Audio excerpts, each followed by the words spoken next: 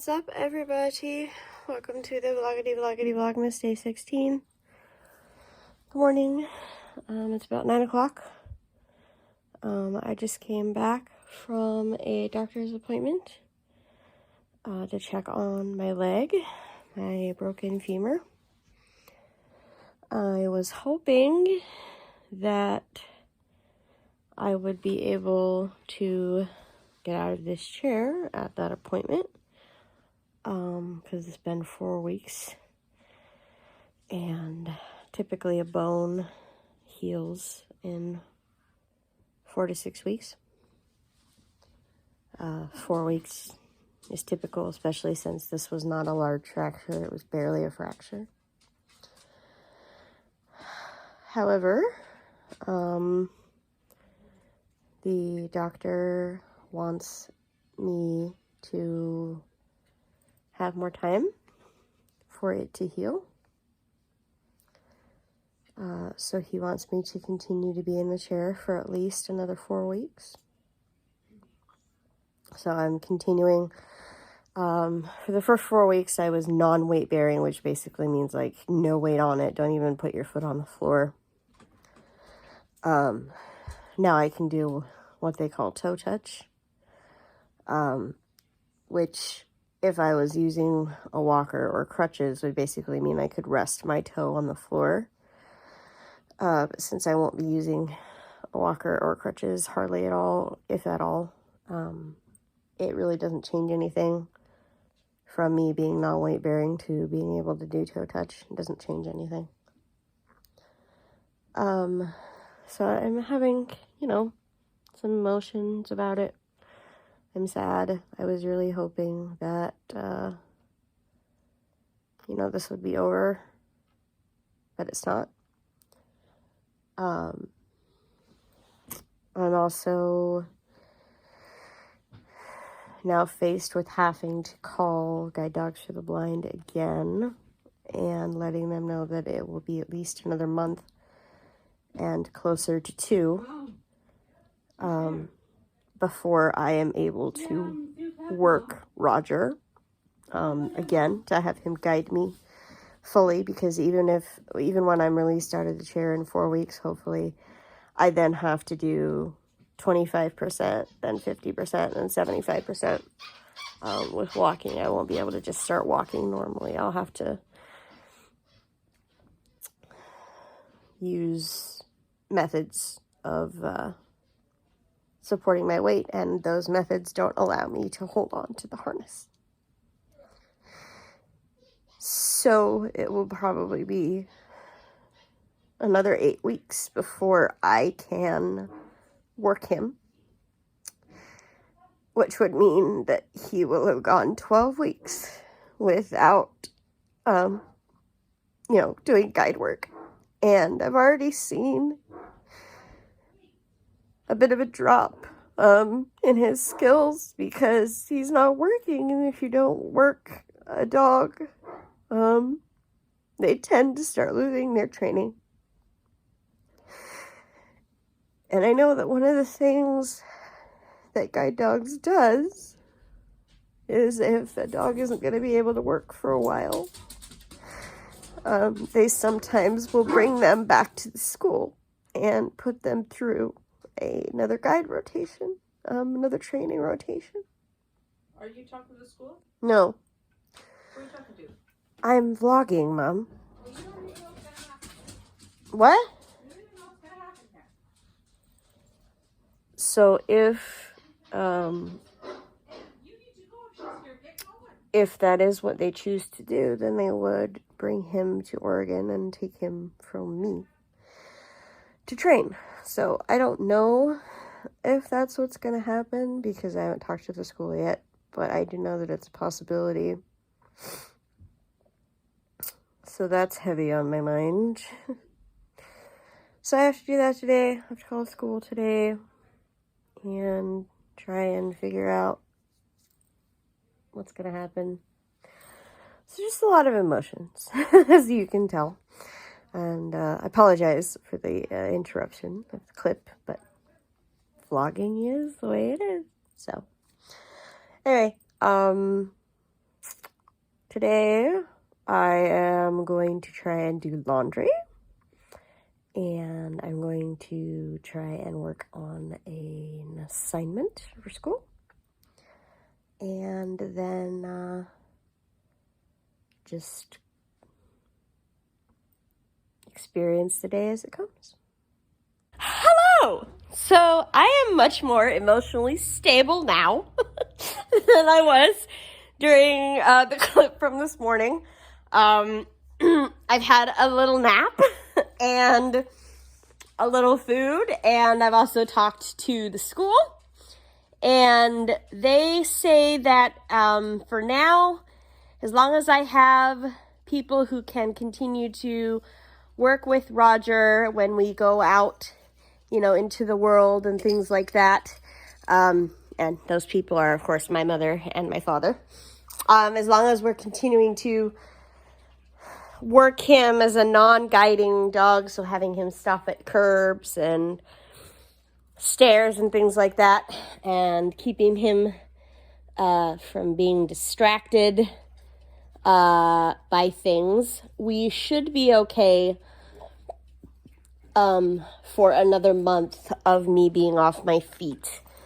If it turns out that I'm going to be off my feet for even longer than that, then we will discuss the possibility of having Roger return to Oregon,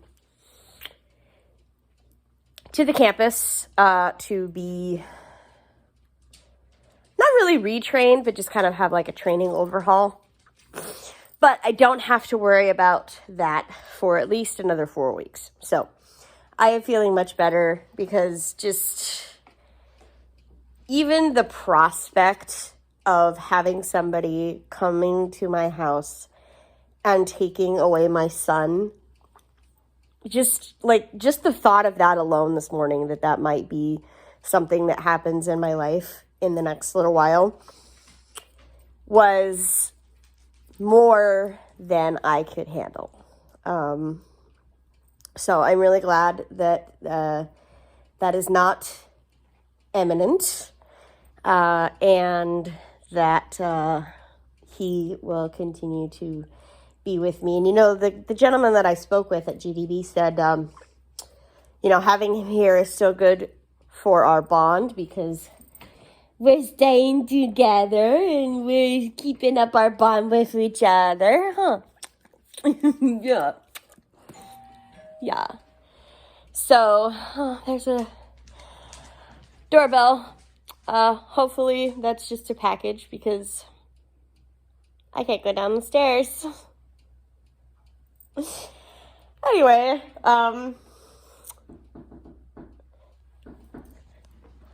okay, it wasn't a package. It was actually somebody that I had to talk to, so sorry, I had to interrupt myself. I don't remember what I was saying, but I'm sure it was important. Oh, so yeah, the rest of this evening, I don't know what we're doing. I think the Johnsons are coming over and we might play some games, but I don't know. It's Friday night around here, so who knows what shenanigans we might get into. Do you think that chair should just be for you? Do you think that chair should be for you? Is that a Raji chair? Look at this. Look at this doggy in a chair. I mean, it was Boxer's chair first, so I guess it should pass on to my next son. What do you think? Yeah? He says, Mom, I'm trying to take a nap. Go away, leave me alone. Okay. You enjoy your nap. You guys, I can't believe I haven't told you this yet. So as you have seen in the last couple of vlogs, I have been working on exams and final papers and things of that nature for my classes this semester for my master's program. And I took an exam Monday for my research methods class that was very heavily centered around statistics. So we would get like a data set from like survey data. So like a bunch of different types of questions. I mean, it was all fake data, of course, but we would get data set, and then we would be presented with a hypothesis of, we think, so let's say that the two questions that we're looking at are you man or woman, so male or female, and how many hours a week do you spend exercising? So if we had a hypothesis that was that men exercise more than women, then we would have to, using a statistics program, analyze the data, know what kind of tests to run on the data, and then get the analysis after we run the test, and then explain what the data tells us, whether it proves our hypothesis or not, and whether or not the finding is statistically significant. So that was half of the test, and then the other half was based around qualitative studies, which is basically like the opposite of quantitative. Quantitative deals with numbers, and qualitative is more things like interviews or observational studies where you're watching what people do and then asking them why they did it, or even a case study where you're looking at a particular person or a particular group of people and examining aspects of their life based around a certain topic or subject. So I studied my keister off for this test, you guys. Like, I went to 3 different hour-long study sessions. I spent extra time practicing with my professor on SPSS, which is the data analysis program that we used, which I couldn't use myself because it's not accessible for the blind, so my screen reader wouldn't read it. So I would have to tell her what I wanted her to do. She would run it on her computer and then give me the numbers that it spit back out, and then I would have to analyze it. So I worked my tail off for this test, and I was very confident taking the test, which I'm usually not a confident test taker. I have terrible test anxiety. I hate tests. I hate it. So I take the test, and I decide that I am not going to... So there's 6 different types of tests that we learned how to do. So for the test, we had to run 5 of the 6, and then could run the 6th for extra credit if we wanted to. So I'm working on the test, and I'm starting to get tired, and I'm thinking, I could just not run it. I could just not run the last one. Because I had one that was giving me heck. Trying to analyze the data, or trying to determine what the data said after I'd analyzed it. And then I thought to myself, you know what? No, I'm going to just give it a shot, and if it turns out that I get it wrong, she just won't give me the points anyway, and it won't matter. So I get done with the test, and I am so anxious to get the score back because I'm fairly certain that I did well. I was thinking it was a test score out of 100, and I was thinking that I would be somewhere in the 90s, like 95, between 90 and 95. That was my guess, that I would be somewhere in there. So I get my results back, and I look at the numbers, and I see 105/100. And first I read it as 95 out of 100 because I thought that the 0 next to the 5 was a 9. And I looked at it again, and I thought, wait, there's a 1 in front of that. And I said, 105 out of 100, how can that be? And then I looked at it a third time, and I went, holy shit, I can't believe this. And I was freaking out. I almost started crying. I could not believe I scored a perfect 100 on the test, plus the extra credit. Through my entire bachelor's program, I never scored 100% on a test. I mean, I did on like quizzes and stuff, but quizzes are quizzes. Like, I never did on a midterm or a final my entire undergrad. And my first because my first class that I took in my last semester for my master's didn't have a final. My first big master's final, I score 105 out of a possible 100. When I tell you you could have knocked me over with a feather, I'm not exaggerating. I was shocked. And then later the same day, I got the score back from my second test, and I got on that one, if I remember right, I got a 47 out of 50, I think. No, 55 out of 60. 55 out of 60 on that one. So, still freaking fantastic. Not quite as good, but still freaking fantastic. And then the big paper that I wrote the other day, it was a possible 50 points, and I got a 45 out of 50. Which is also freaking fantastic.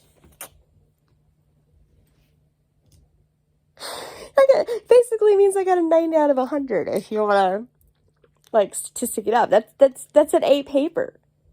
90 out of 100 is an A paper.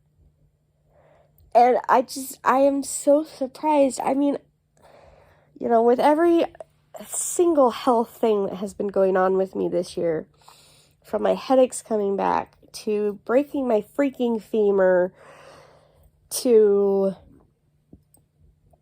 some other health stuff, come the middle of the semester, I didn't even think I was going to be able to finish the semester.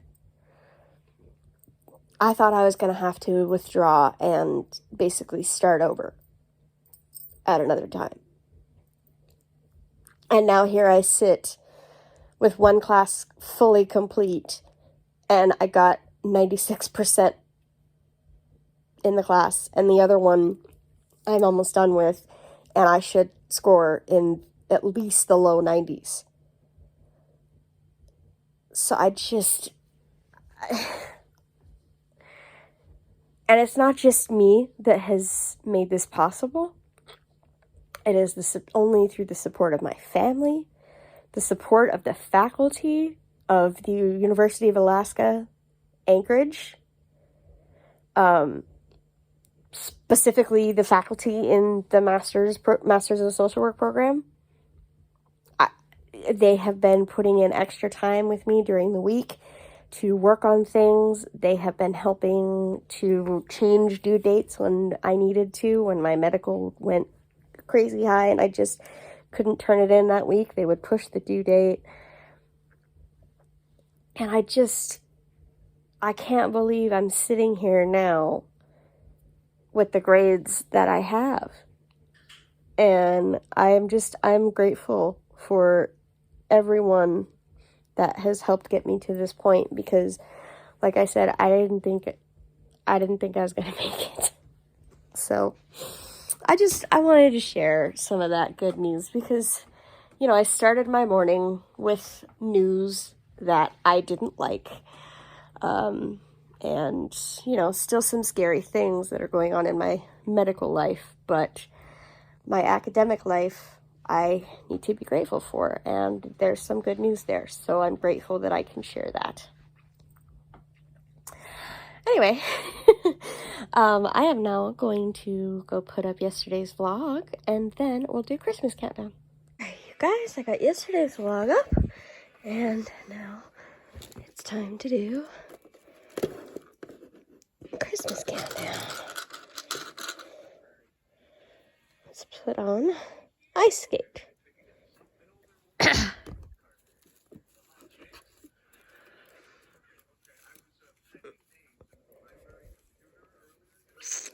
Aha. Oh, excuse me.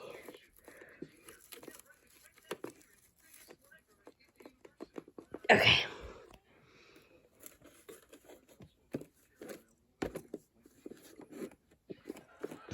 Where's the switch? Here we go. Each day, place an ornament on this tree to know how many days there are left till Christmas. I love this time of year, and there are just 9 days until Christmas. We have reached single digits. Alright, you guys, that's going to be it for this video. If you enjoyed it, give it a thumbs up. Questions, comments, video ideas down below. Share this video with anyone who you think might find it interesting or entertaining. And it would mean a lot to me if you would hit that subscription button, become a member of the Cray Cray Squad. When you subscribe, don't forget to also hit that notification bell, ding! That way you can become a member of the Notification Squad. Also, don't forget to enter the giveaway if you haven't yet. The information to do that is down in the description box. Alright, that's it for this video. So until... that's it for this video. So until next time, I hope you had a great day. Good night. Merry Christmas.